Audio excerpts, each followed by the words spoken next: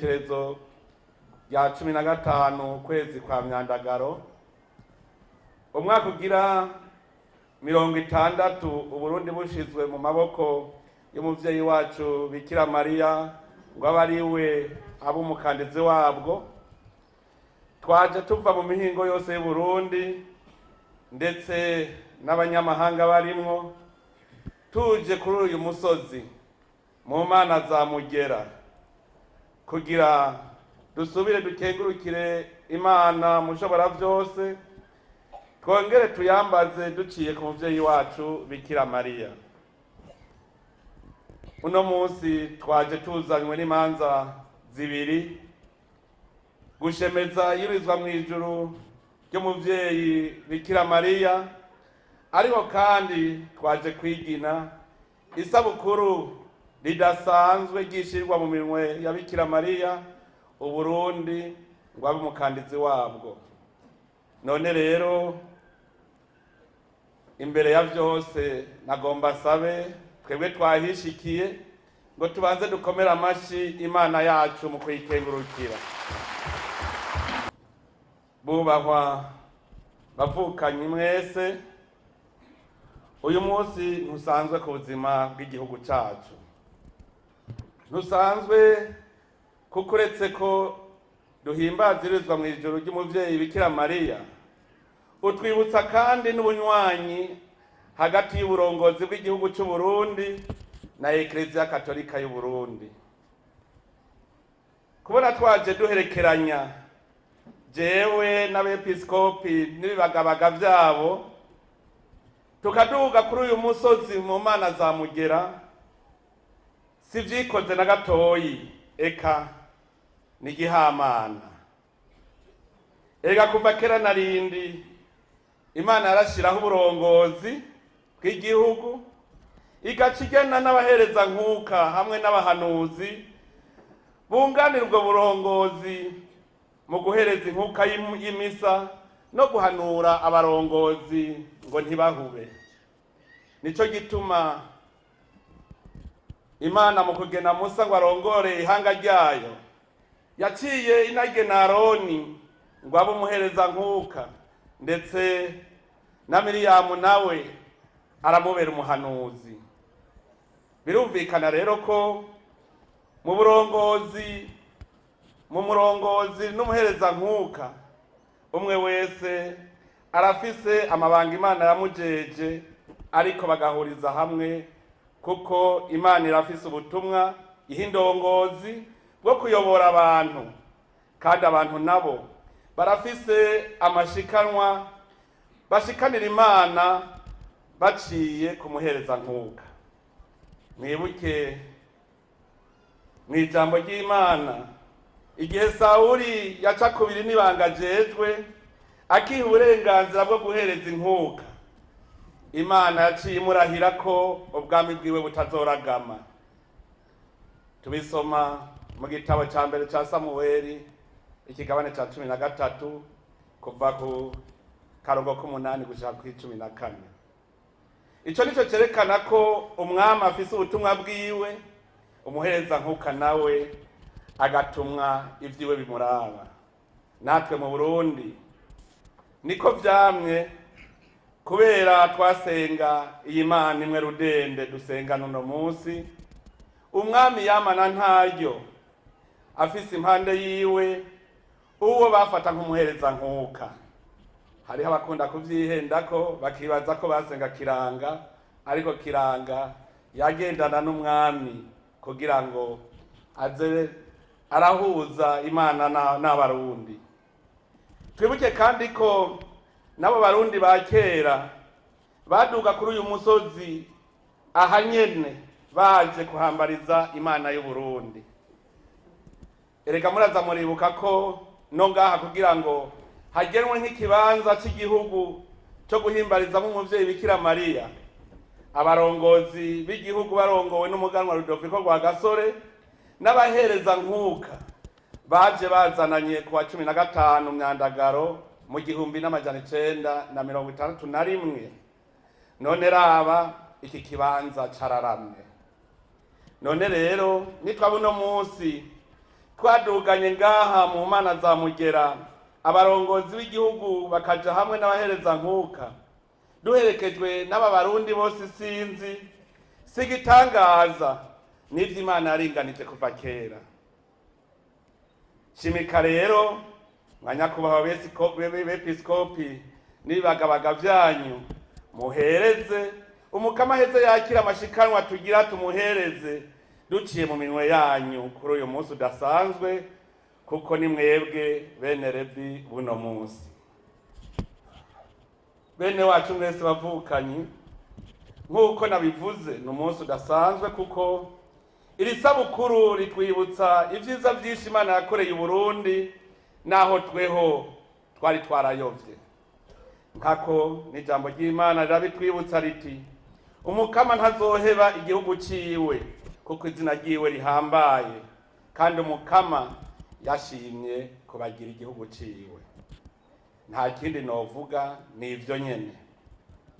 Mu vy'ukuri turavye amagumu Burundi bwaciyemwo n'imitima ikomantaye twari dufise, nta kindi cadukijije atari ubukandizi bwa Bikira Mariya.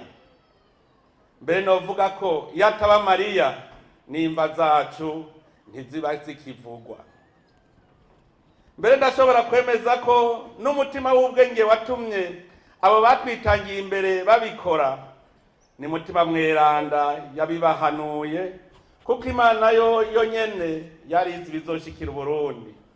Mu kwanka kuduheba ikiduha uwo mutima wo kubaka umuhora wo kuyishikanako hakiri kare, tugume turabayo naho inyosha mbi yari yamaze kutwizizira. Bene ivyubahiro mwese bavukanyi Barundi bene wacu, ehe namwe musubize amaso inyuma, duheze dushingire intaha Imana ku vyatugiriye. Muza gusanga Abarundi harateye igihe baribagira uwabaremye, bibagira n'ubwoko bwabo, bibagira n'igihugu Imana yabasezeraniye ubutacisubirako. Abarundi twari tuzi ko Imana ariyo kizigenza mu Burundi, turarenga amabwirizwa yayo, tugandagura abantu bayo amakungu arorera. Mu Burundi twarabuze abatware, tubura na gihanura. Iyo bitabuko ivyabaye ntivyari kuba, mbere harateye n'igihe n'Imana tutakitinya. Iyo tuba twarayitinya, abahereza nkuka b'i Burundi aribo baduhuza n'Imana baba baraharokotse. Mbere n'uwose sangura neza no muri abo bahereza nkuka nyene ntiyobura abafashwe na bwuba bakarigita abavukanyi babo b'Abarundi. Mu gihugu cacu abari kuba abarongozi beza, abungere b'igihugu nibo bacanishamwe bene Burundi bagasobanura nkunzi na nyagupfa. Harabaye n'igihe igihugu cy'u Burundi kibura abakibungabunga, kuko indongozi nka zose ziharura mu moko y'amaremantanyo aho kwiharura mu bwoko bw'Abarundi. Erega iyo baba babona ko Abarundi ari Abarundi twari kuba dukize, kuko umaze kwitwa Umurundi ubona mwene wanyu nk'Umurundi, ukabona iki kibare rusangi c'Abarundi, hanyuma mugaheza mukengengana mukabungabunga n'iki gisata Imana yaturemeye. None rero nyamucamwo amaze kuza, Abarundi barazimiye ubwenge, aho kubona Umurundi mwene wabo bakabona Umuhutu, Umututsi n'Umutwa, nk'uko umenga igihugu cy'u Burundi ciciyemwo ubwami butatu, ubwami bw'Ibuhutu, ubw'Ibututsi n'ubw'Ibutwa. Mbere n'ubu haracari abakibigendera. Nagira ndamenyeshe ko ntegera ko igihe cyose tuzogira indongozi z'igihugu, aho kugishitura zigishitagura, mumenye ko Burundi buzoguma ari canya citeze kugandagurika. Ivyo vyarabaye aho hambere hahise, aho umwe wese yashaka kwikebera umuturi wiwe ngo akuremwo akarenge. Erega hari abahejeje kugisahura baca baja kwigurira amazu n'ayandi matungo mu mahanga. Mbere nabo nyene baca barikurira meza, nk'uko umenga bararose ahandi wabo. Ariko turabizi uburuhiro bazomera nka wa mwana w'icangazi, kuko impera y'inzira ni mu nzu. Igisigaye cyo kumenya ni mbega bazokwakirwa gute nibagaruka. Nta bundi bwenge ni kujya nyene ujya mwana w'icangazi yakiriwe, nitwaba koko turi abana b'Imana tuyubaha. Nico gituma subiye guhamagarira abarundi bose bagikwega amaguru mu gutahuka iwabo, banyaruke nyabuna, kuko intambwe tugeze ko haba mu iterambere no mu bumwe ishimishije. Nibateba naho bazava basanga dushitse kure, bibagore kwiyumva mu bandi barundi. Bavukanyi bene wacu, ndabivuge ndabisubire, mwumvise ibyadushikiye. Iyo hataba umutamana wa Bikira Mariya, nukuri igihugu kiba caragiye akagirire, cari kuba kimeze nka Somalia uno munsi. Ariko Imana y'u Burundi niyo yagumye ari umwungere, irahaviduha n'umutima wo gusubira gusanasana igihugu cacu. Ni Imana yabikoze, kuko nta numwe yotahura aravye ingene twaje muri aya mahoro turi muno munsi. Nta numwe yotahura nk'akarorero ingene amasezerano y'Arusha yasasira indava amacakubiri mu gushinga imitwe ya politike yo kurongora igihugu ishingiye ku moko, kugira ubwami bwa bwoko navuga bikunde ko buronka umwami. Ariko hageze kuyashira mu ngiro, ya migwi ishingiye ku moko twarayibuze iyo twayibonye. Ntawe tahura ingene mu gihugu imigwi yahora igwana ishobora kuja hamwe, bakarara hamwe mw'icumbi bafise ibigwanisho, atabo bagiye mu mwanya bakubaka inzego zo gucungera umutekano zigizwe na bose mu gihugu. Ntawotegera kandi ukugene mu gihugu cari carizizwe n'amacakubiri, mbere abarundi bagakoranira icaha gikomeye, icaha c'amaraso, ariko bagashobora kwitoramwo umuntu umwe kandi bakemera ko abarongora akabera umwungere. Ivyo byose nibitangaza. Ntivyumvikana ko mu gihe twari turiko turisanasana amakungu agafatira ibihano Uburundi, ariko Uburundi bukabandanya bubaho abarundi bafatanye mu nda. Mbere n'inzara tubona ikagabanuka bimwe biboneka, ariko ibihugu vyitwa yuko bikundwa nayo makungu tukabona abavyo bashonje. Ni Imana ibikora ikabikomeza, uwubibona akabona biregarega ariko bigumye. None rero bane b'Imana, inyuma y'iyo ntahe nshingiye Imana ku vyiza yadukoreye, nimuze tuyishemeze tuyisenge, kuko nikwiye gusengwa. Bavukanye abarundi twese twahuriye ngaho imbere y'Imana, umwe wese afise umutwaro aje gushikiriza Imana. Nanje nk'uwo mwatoye mukanshira imbere yanyu ngo ndabarongore, naje kugira ngo nifatanye namwe duhuze amajwi dushimira Imana, kuko yadukoreye vyinshi, yongera ihezagira imigambi y'iterambere ry'igihugu. Imana yaraduhaye imvura, turarima agatasi turimbura, turarima impeshi biramera turasoroma. Nivyo twarahuye n'amageragezwa y'umwuzurira w'ikiyaga ca Tanganyika n'imisozi yasidukiye ku Barundi kubera ihindagurika ry'ibihe, ariko kubera ukwemera kwacu turazi ko bitabaye ngo nuko Imana yadukuye ko amaboko. Turashimira kandi iyo Mana y'u Burundi, kuko uyu munsi ushitse abarundi bose bafise umutima mu nda. Turavye honye n'ibihe isi irimwo bitewe n'ikiza coronavirus, ntawe ari kwiyumvira ko iri sinzi ry'abantu ryoshoboye guhurira hamwe, kuko heshi ubu bari mu kajembegete. Ariko tweho kubw'ubuntu bw'Imana yacu ntiturasiba na rimwe kuri uyu musozi uko umwaka utashe, tugahura tuvuye mu mihingo yose y'Uburundi, kandi tugasubira mu ngo zacu impore. None rero Imana nini nahazwe mu bayo mu Burundi. Dusubiye kuza kwihereza Imana duciye mu mirimo ya Bikira Mariya, tuyihereza n'Uburundi turiko dutera intambwe nshasha y'ubuzima bw'abene gihugu. Duhimbaje umunsi mukuru, inzego nshasha zatowe zimaze kurangiza umwaka, twovuga ko ari umwaka w'umukwanguro. bahora bavuga ngo umuhini mushasha utera amabavu. Natwe turashimira Imana ko tutakonyotse naho twarushe kugira ngo igihugu kigume kwisemo mbere gitere n'iyindi ntambwe. Ugutunganya ibikorwa by'igihugu twishimikije ibwirizwa shingiro rishasha ntivyoroha rimwe na rimwe kuko hashobora kuba n'ivyo tutategera kumwe, ariko turabona ko twandaza kuko n'abanyepolitike barategereye ko ubu tugeze aho gukora ataraho kujyanira ivyicaro. Turashima cyane ingene abanyepolitike basigaye bemera bakadutera kamo bashima ivyiza bikorwa, bakanegura bongera bahanura icokorwa kugira ngo dutere imbere twese. Muri iyo ngendo nshasha turashimira kandi amadini n'amashengero atari make kugugene bose bavuye hasi bagafatana mu nda, haba mu bisabisho, mu nyigisho ndoramana canke mu bikorwa. Turashimiye icese bimwe vy'umwihariko Eklezia Gatolika kuko ingene abasaseredoti n'abihebeye Imana bariko barakorana n'inzego z'igihugu mu bikorwa biteza imbere imibiri n'imitima y'abenegihugu birashimishije.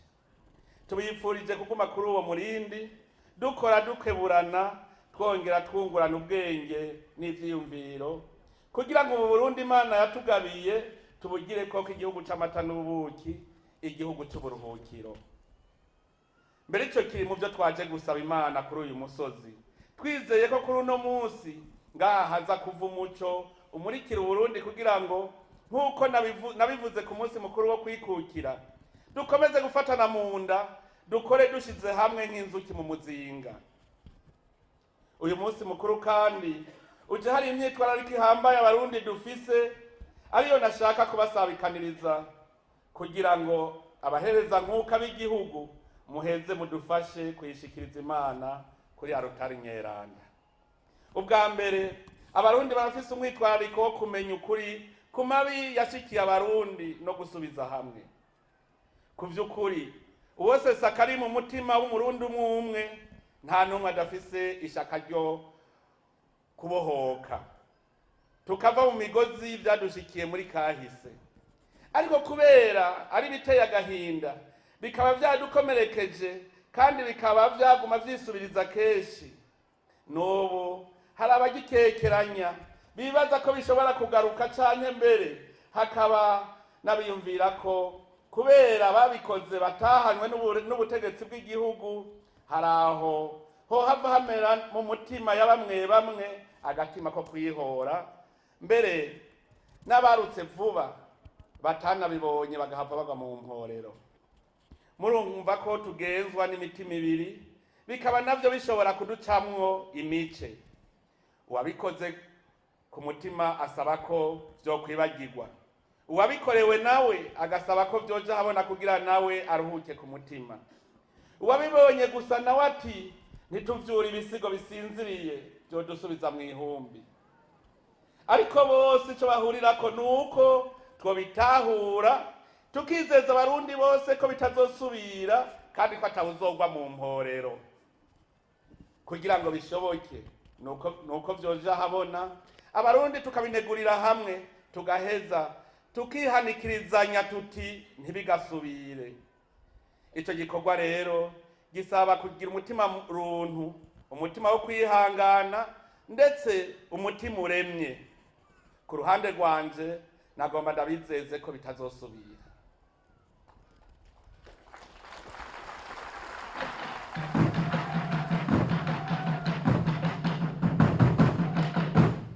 Ntibizosubira.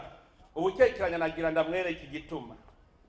Uno munsi twese abarundi n'indongozi zirimo tubaza tuti kugira ayo mabi abe indongozi mu gihugu zari hehe? Narabonye ko icatwishe ari indongozi zitigeze zimenya ko ari abavyeyi b'abarundi hanyuma bahengamira ku moko. None rero ni mureme, ubu hari leta mvyeyi, twebwe abayiserukira turemera ko dukora ico umuvyeyi akorera abana. Ntituzokwemera rero yuko hari abana b'u Burundi basubira kutuvamwo bahitanywe n'ububisha bwacu. Uburongozi bw'igihugu nuguhagararira amategeko ubutegetsi nabwo ni amategeko. Nimureme rero nta muntu azogwa mu mporero, kuko mu mategeko y'igihugu nta uhanirwa icyaha c'uwundi. Igihe cyose je nzoba ndi imbere yanyu sinzokwemera ko ari umurundi anyikiza mwene wabo. Muzotubonera mu nyifato yacu, ntitwogira ico tunegura ngo abe arico dukora. Ubwa kabiri, turafise umwitwarariko wo gutsimbataza intwari ibereye mu burongozi bw'igihugu. Turasaba ko indongozi zose zovavanura n'umutima wo kwikeberera ivy'igihugu camuragije. Twese tugategera ko turabungere mu murima Imana yahaye abarundi.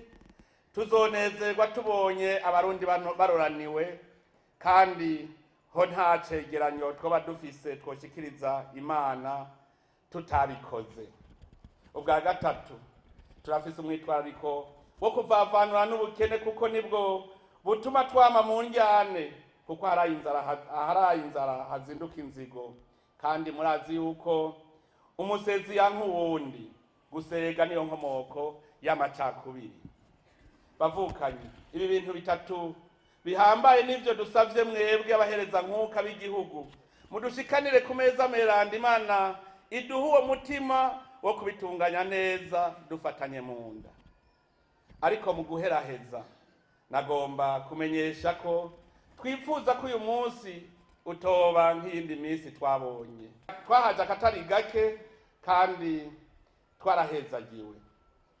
Jeho mbere nahaje kenshi cyane, kuko kuva nkiri kibondo, mbere ndi no mu mugongo, sinkekeranya ko mawe yahanzanye inshuro nyinshi.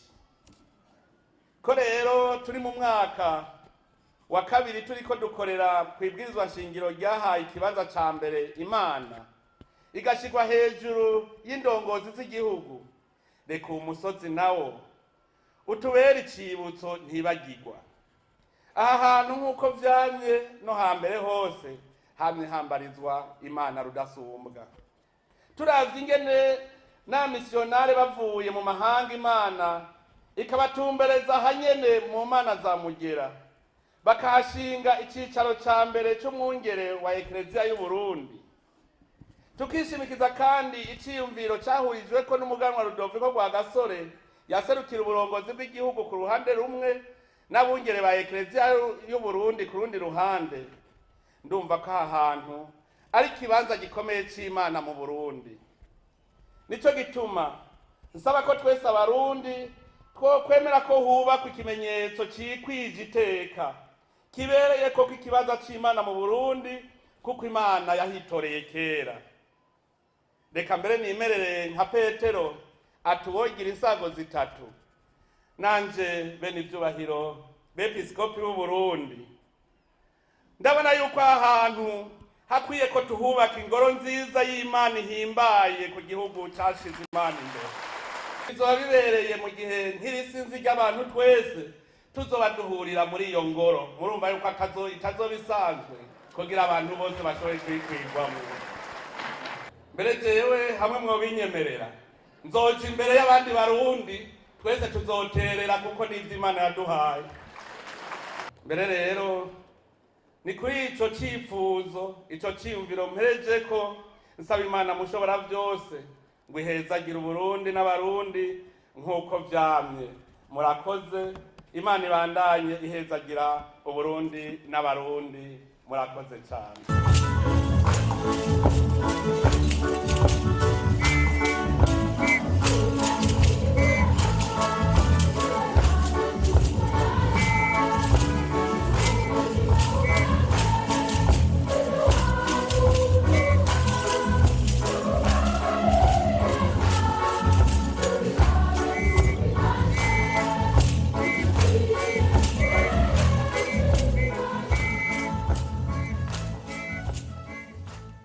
w'ijuru n'isi, mizero ya Afrika, mukandizi w'Uburundi, mugabekazi w'abatumwa, warashimwe n'Imana ikugira agatangaza mu bandi bavyeyi bose, igutungisha ivyiza vyose. Warasamwa atagicumuro, urakura ataceyi, ushika mu bigero ugisayangana mu bweranda bwawe. Nezerwa himbarwa Mariya umukama muri kumwe, muvyeyi w'akarorero waremeye udahigima kw'iryo watumweko n'umukama rizotaha. Wibaruka umukiza w'abantu bose, ucuba nyina w'Imana n'abantu.